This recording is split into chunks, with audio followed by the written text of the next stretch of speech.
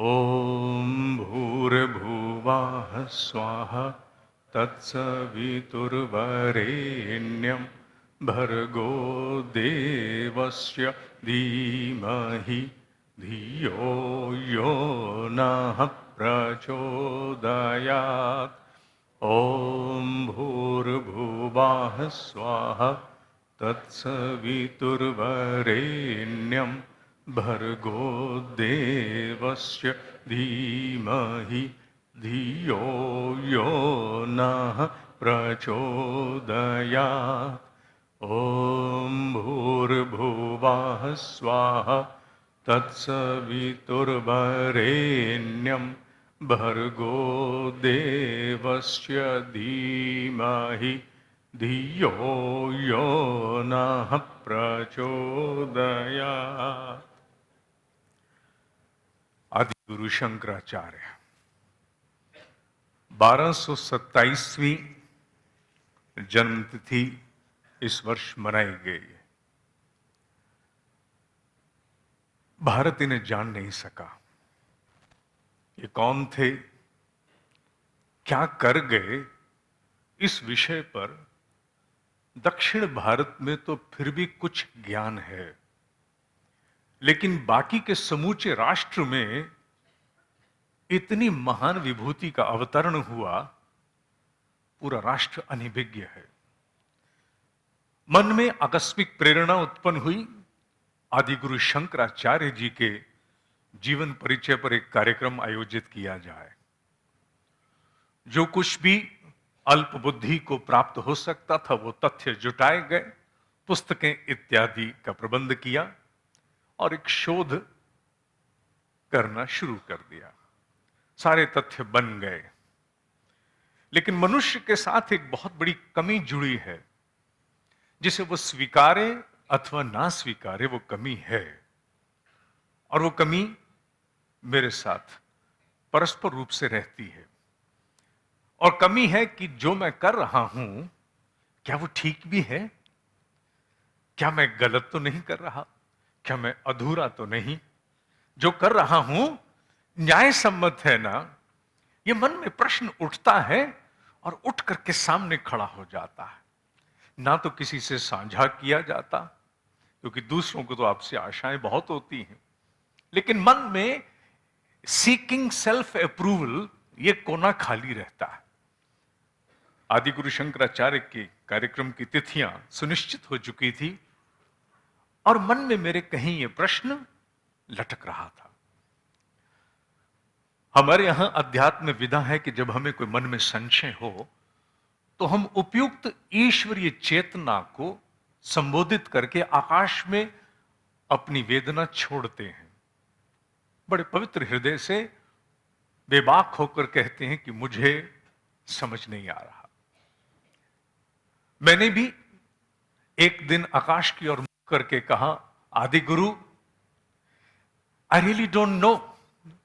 आप इतने विराट हैं कि आपके पूरे जीवन चरित्र को, जो 32 वर्षों में पूर्ण हुआ, 32,000 वर्षों में भी जिसका बखान नहीं किया जा सकता। क्या मैं जो कुछ लोगों के बीच में आपका परिचय देने जा रहा हूं वो तथ्य ठीक भी हैं कि नहीं? क्योंकि इनके जीवन को लेके, इनके भ्रमण को लेके कहीं कहीं कुछ भेद है। ये बात मैंने खुले आकाश के सामने छोड़ी और छोड़ने के एक दिन पश्चात आपके ही करनाल शहर के रिपन गुप्ता जी का मुझे फोन आया। आप कहां हैं? मैं दिल्ली में हूं। छोटा सा संवाद हुआ, दूसरी कॉल फिर से आई और उन्होंने कहा मैं दिल्ली में हूं और महाराज श्री के समक्ष बैठा हूं। आप कितनी दूर हैं? मैंने कहा इतना समय नहीं बचा, मैं जीपीआरएस के द्वारा पहुंचता हूं, आप एड्रेस एसएमएस करो, दिशा बताओ किधर आना है। 15 मिनट के पश्चात मैं उनके साथ महाराज श्री के समक्ष बैठा था। यह दूसरे दिन की घटना है। महाराज श्री आयु लगभग, जैसी मैं सोचता हूं, अराउंड 80+, डॉक्टरेट इन फिजिक्स, संपूर्ण जीवन वेदांत दर्शन को समर्पित और आदि गुरु शंकराचार्य जी को जीने की साधना में रत। मैं उनके सामने गया, उनको मैंने दंडवत प्रणाम किया। उन्होंने अपनी दक्षिण भारतीय हिंदी में कहा कि मैंने शंकराचार्य पर किताब लिखा, तुमको देता। मैंने झोली फैलाई, कुर्ता पहना था, अच्छी बात है, पैंट शर्ट होती तो झोली नहीं फैलती।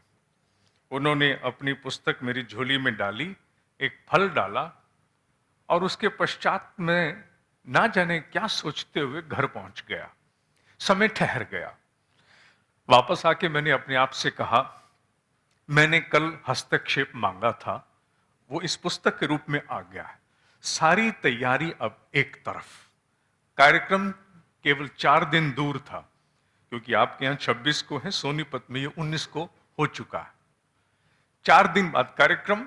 मैंने जैसे ही पुस्तक ली, मैंने कहा अब मुझे अतीत या पूर्व का जो भी ज्ञान था वो दूर, अब जो कुछ है इसी पुस्तक पर आधारित। तो इस कार्यक्रम का संपूर्ण श्रेय मैं परम पूज्य स्वामी परमानंद भारती जी को समर्पित करता हूं। उसके उपरांत उस पुस्तक का मैंने अध्ययन आरंभ किया।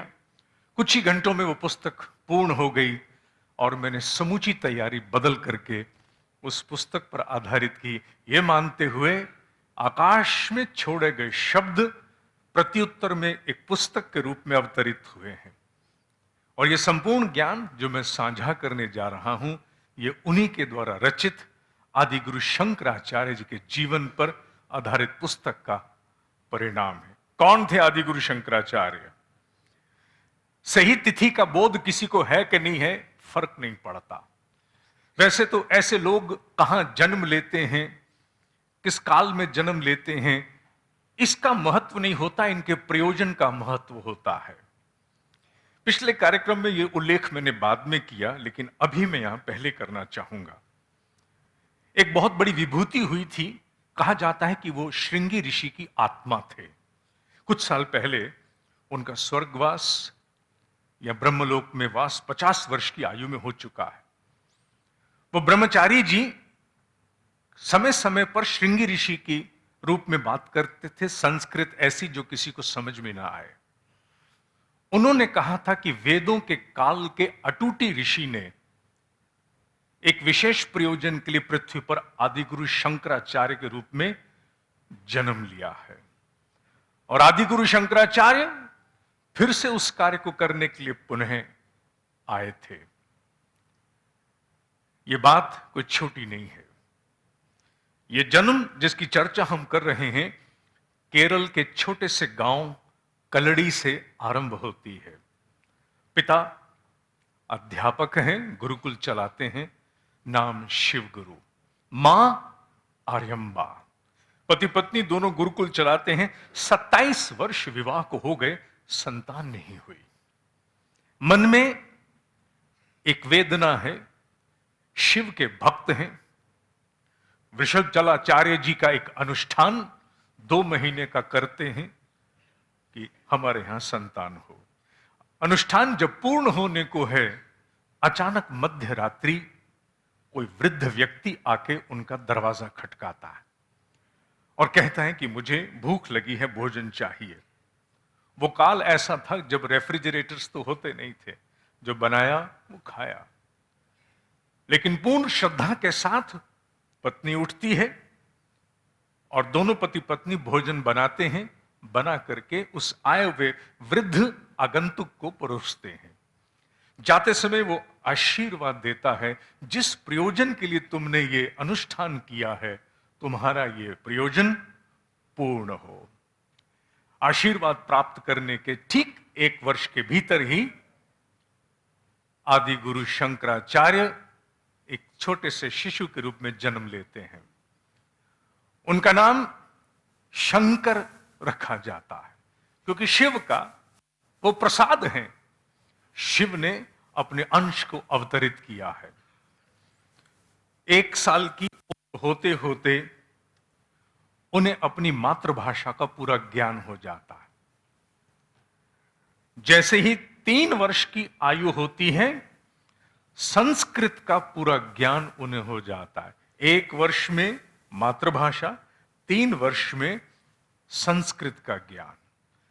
3 वर्ष का होते ही उनके पिता अचानक आकस्मिक रूप से रोगग्रस्त होते हैं, बिस्तर पर पड़ते हैं और फिर उठ नहीं पाते।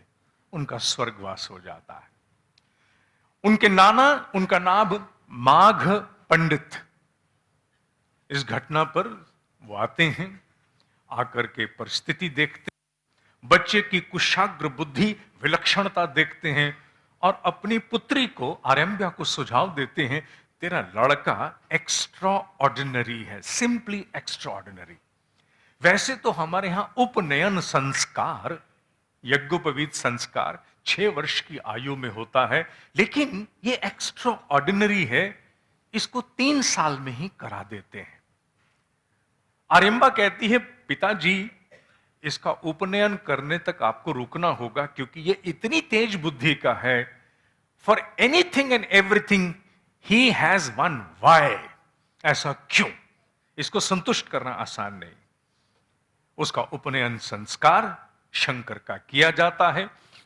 उसके उपरांत वो कहते हैं अब इसे गुरुकुल में शिक्षा के लिए भेजते हैं। पास में ही गांव में नारायण दीक्षित नाम से एक आचार्य गुरुकुल चलाते हैं। 3 साल का छोटा सा बच्चा नारायण दीक्षित के पास पढ़ने के लिए चला जाता है। एस्टॉनिशिंगली 6 साल की उम्र होते होते उसे वेदों का ज्ञान हो जाता है।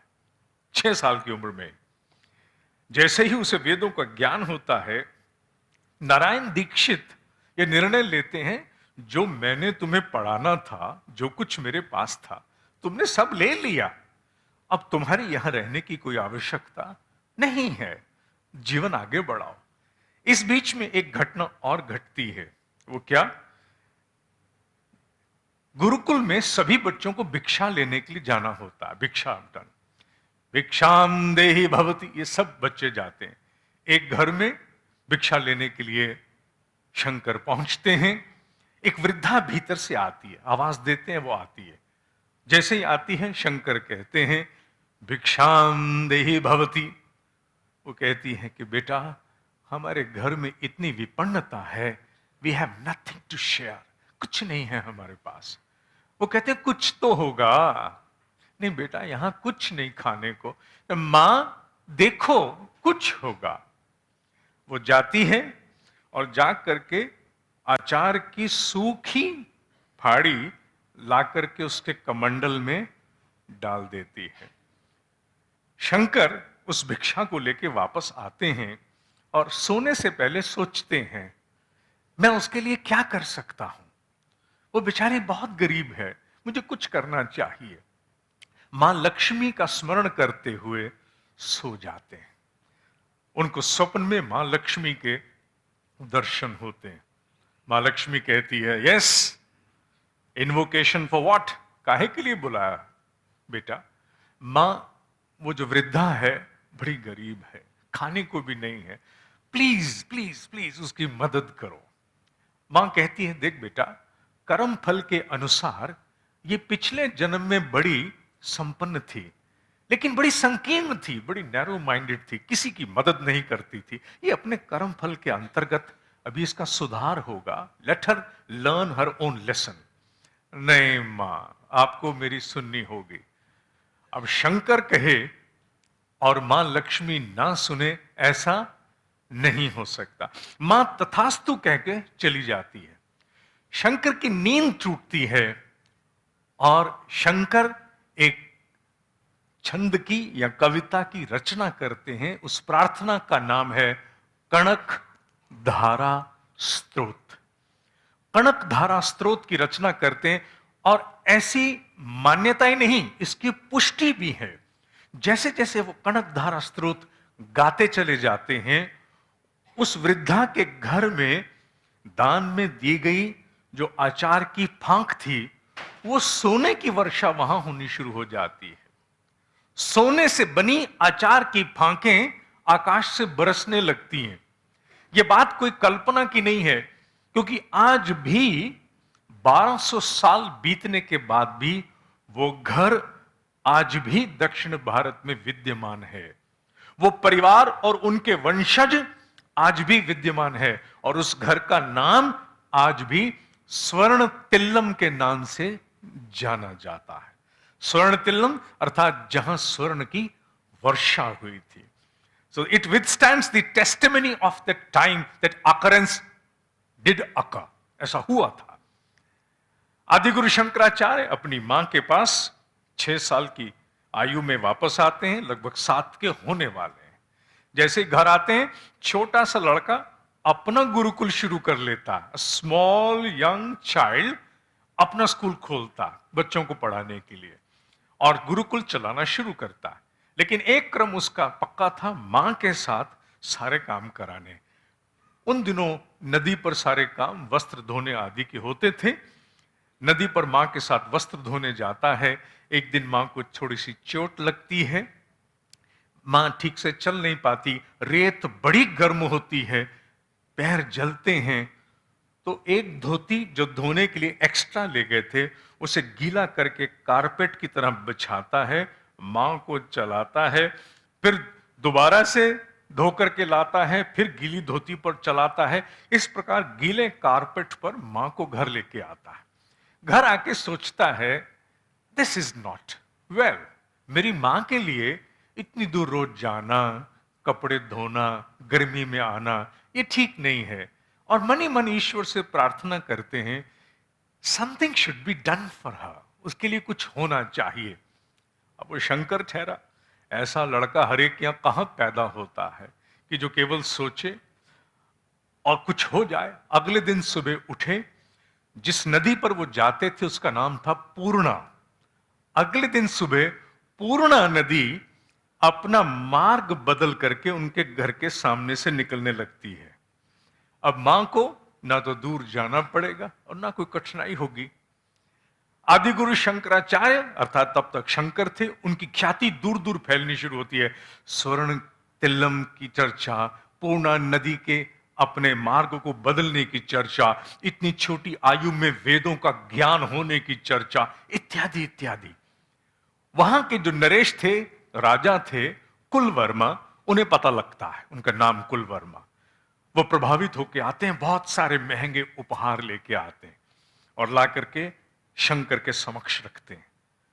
शंकर उन्हें लेने से मना कर देते हैं। I don't accept expensive gifts, मुझे नहीं चाहिए, क्षमा चाहता हूं।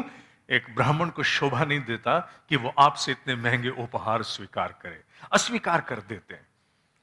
कुलवर्मा बहुत प्रभावित होते हैं और प्रभावित होकर के बल्कि उनसे आशीर्वाद लेते हैं कि मेरे यहां संतान नहीं, आप आशीर्वाद दीजिए कि मेरे यहां संतान हो। 7 साल का वो छोटा सा बच्चा उन्हें आशीर्वाद देता है, वो चले जाते हैं। अब उन्हें धीरे धीरे लोग बुलाना शुरू करते हैं, वो आना जाना भी शुरू करते हैं। एक दिन 4 लोग उन्हें मिलने आते हैं, वो घर पर नहीं थे। मां उन्हें बिठाती है, एक परिचय होता है, कहां से आए हो, क्या करते हो। उन चारों में से एक व्यक्ति ऐसा था जो आज भी किसी के घर पहुंच जाए तो लोग उसके सामने 2 मिनट में कुछ खुल जाएंगे। सबसे पूछा, तुम क्या करते हो, तुम क्या करते हो। उस चौथे व्यक्ति ने कहा, आई एम एस्ट्रोलॉजर,